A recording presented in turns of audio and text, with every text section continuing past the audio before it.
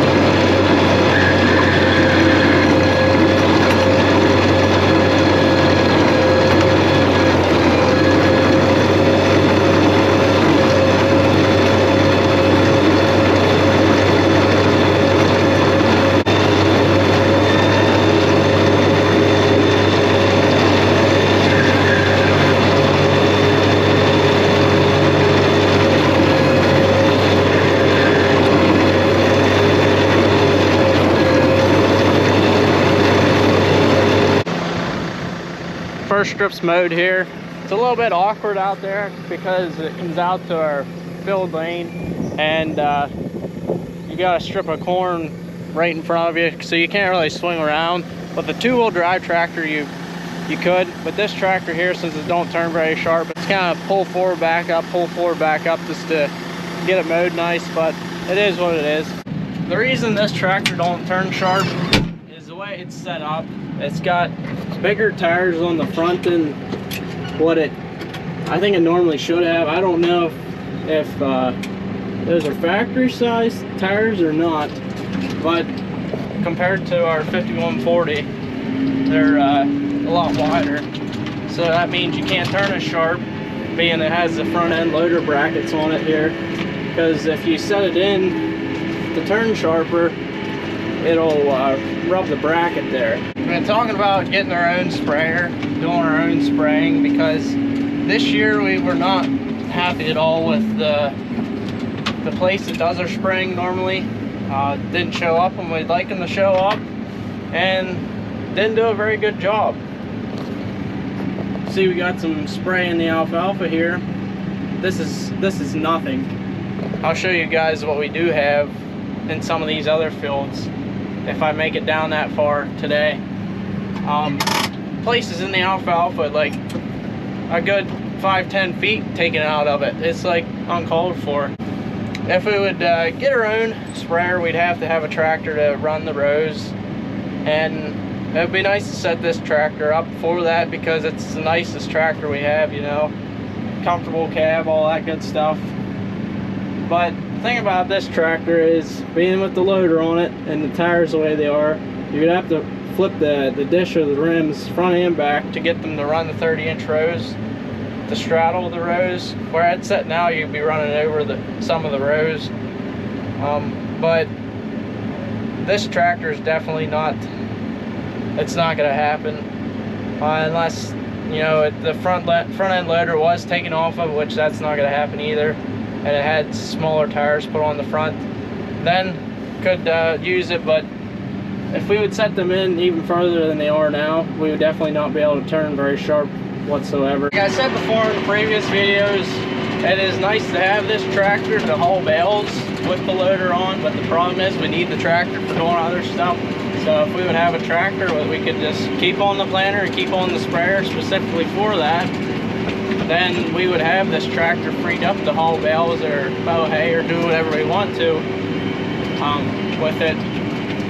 But then at the same time, when it's not the busy season, That's just another tractor sitting in the shed, not getting used. Another tractor to maintain. With the 2290 being away getting overhauled and not having that this summer has really thrown a wrench into us for getting stuff done when we wanted to, especially this spring. You know, there was times that we could have been chisel plowing and disking both, but we only had one big tractor to do that. So yes, it would be nice to have another tractor around. But like I said, would it really be worth it? I don't know. I mean, our tractors are getting older, and they're definitely gonna not be as reliable as they once were when they start getting age and hours on them.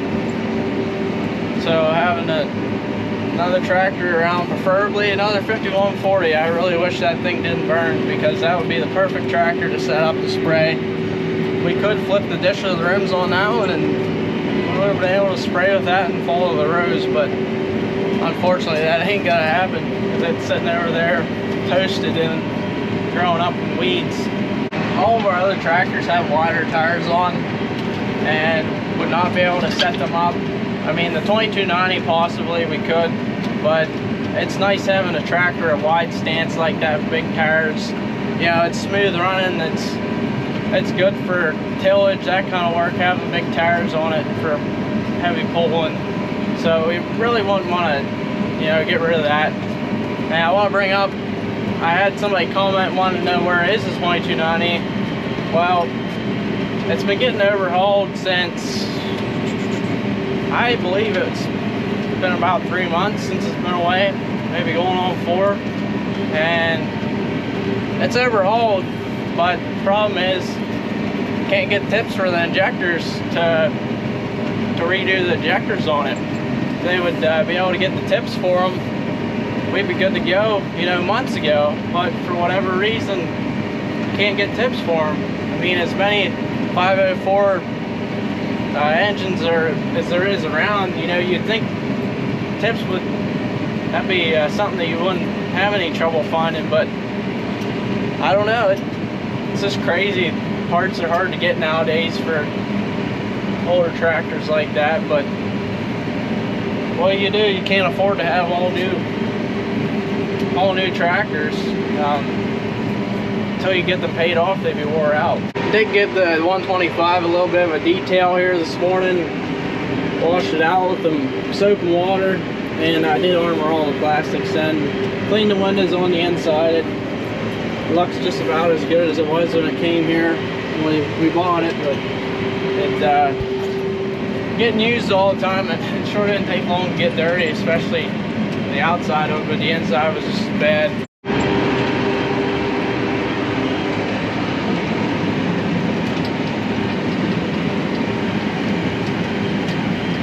This will be our second summer running this tractor. We got it in June of 23, and we noticed there was a light coming on the dash.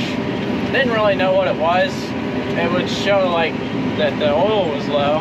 We checked the oil, the hydraulic oil, it was fine. And I kind of looked around in the manual a little bit there, and come to find out it has separate brake fluid. Kind of like a vehicle, it has an actual reservoir for brake fluid. Now, we did not know this because all our other tractors, they run off hydraulic pressure, the brakes do. So it doesn't, none of the other ones have anything separate. And it said on the reservoir, use only mineral oil. Why would you put mineral oil in brakes? And I guess the reasoning for that is it don't draw moisture and it don't corrode. It's supposed to be better. But for some reason, Case IH discontinued that. So we had to get some sort of, I don't even remember what the stuff's called now. It's some fancy term, fancy kind of oil to put in there. Wee little bit, but believe it or not, it has better brakes now. No more blinky light either. Fixed that problem. But who would have thought you could put mineral oil in a tractor? Like I said, they no longer do, but at one time that's what they used in these. Got part of this strip here mowing the back cut, just the way things worked out. Usually the back cut's something you mow last. I don't know, it all depends on the field. You know, if you're out there and you can run back and mow the back cut and save time, that's what I always do. But this here field is the offset of the top of the hill here. It's its own strip, but it's not a full, you know, even field. It's got places that are a lot wider than others, so it is a little bit more time consuming to mow. But that's just the way this farm's laid out. We got strips of corn and alfalfa, pretty much every other one out through there as you get down over the back side of the hill. And it's been farmed that way for years. The reasoning for that is to prevent erosion. You know, you have to have some sort of grass or alfalfa at least throughout the strips to keep it from washing, because you got the roots of the alfalfa there to hold the soil in place. That's why we do a lot of no-till out there on the hill too. Yeah, just around erosion. It's a lot healthier for the environment, healthier for the soil.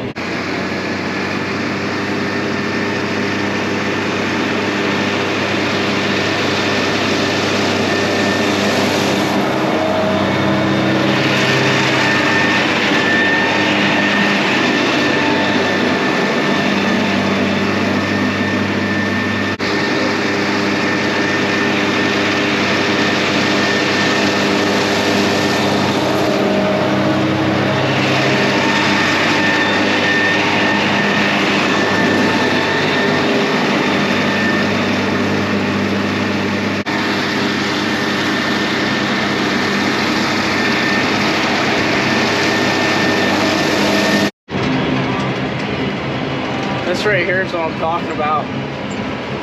It's a little unnecessary to take out, you know, at least 5 foot of our good alfalfa, whole way out through here. I can see if it was on the bottom side of the hill, you know, if your boom's hanging down over and the spray kind of drips, because it will. I mean, I'm not no sprayologist, or I never sprayed corn before, but I would think I would know enough to keep my boom back away from the alfalfa.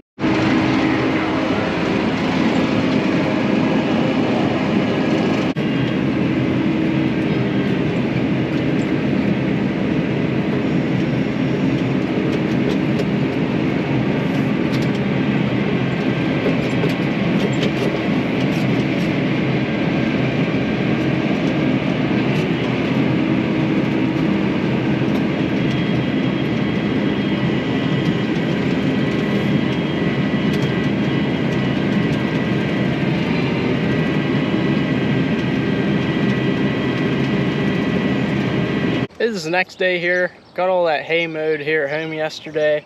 Finished up there yesterday afternoon after lunch. It's now mid-morning here the next day. The rake hooked up to the 870. We're gonna go start raking.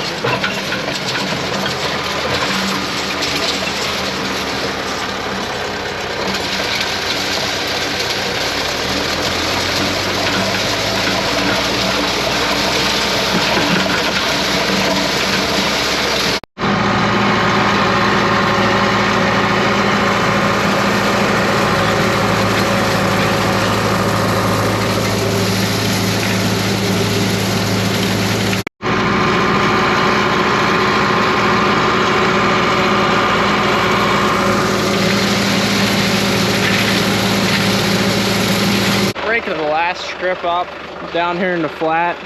Figured I'd hop off and show you guys this corn. This is probably the nicest piece of corn here that we have at home. Nice big stalk on it. Out here along the hill, these outside couple rows, I'm not sure what happened. It's spotty. The ground was too hard and they no-tilled this in here or what happened, but if you get on up in the field here, it's starting to shoot tassel in places, but it's probably a good 7 close 8 foot high. I'm about 6 foot for reference, but yeah, like I said, nice big stalk on it. The rest of our corn is pretty short here at home, and I think the reason for that is it's just too wet, too cold. I mean, we planted at the end of May, later than usual, but just the type of spring we had, and it's just how the corn's gonna look. It's not gonna get very tall this year, I don't think, but I just figured I'd hop off and point this field here out because it's probably the nicest we have. But this hot weather really did make it grow. I haven't showed you guys any corn for a while. I think the last time I did, it was that stuff up there on top of the hill. It was probably only a couple foot high, and we got that hot weather there that following week after that, and that stuff really shot up, and it's not half bad looking now. But